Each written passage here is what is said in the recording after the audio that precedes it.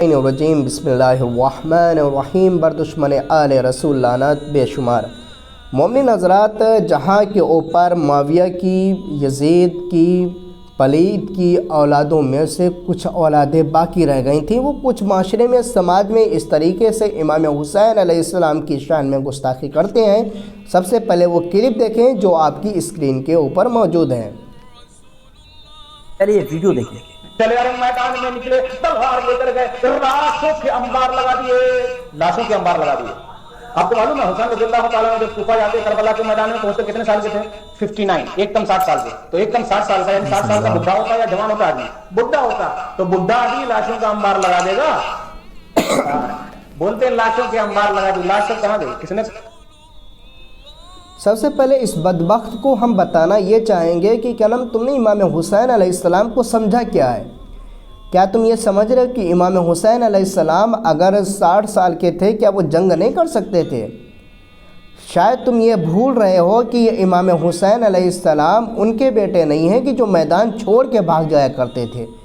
امام حسین علیہ السلام یہ ان کے بیٹے ہیں کہ جن کے والد کے سوا تمہارے بھی آباء و اجداد نے میدان نہیں فتح کر پایا. جھنڈا لے کے جاتے تھے، صرف بانس لے کے آتے تھے، جھنڈا وہیں چھوڑ کے بھاگ آتے تھے تمہارے آباء و اجداد. تم انہی کی نسل سے ہو نا، اسی وجہ سے اس طریقے سے باتیں کر رہے ہو. لیکن امام حسین کس کی اولاد ہیں؟ شیر خدا کی اولاد ہیں، جنہوں نے در خیبر کو اکھاڑا، جنہوں نے خندق کو فتح کیا. تم کوئی ایک جنگ بتاؤ کہ جو تمہارے آباء و اجداد نے فتح کی ہو.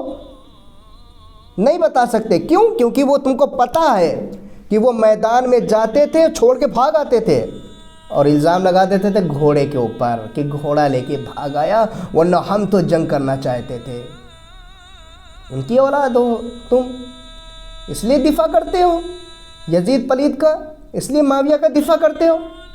کیا یہ امام حسین علیہ السلام کس کی اولاد ہیں؟ سب سے پہلے آپ جانے تو کس کی اولاد ہیں؟ جس کے لیے نبی نے کہا من کنت مولا ہو فہذا علی مولا، جس کے لیے نبی نے کہا کیا انا و علی من النور واحد. اور بہت ساری حدیث آپ کو مل جائیں گی.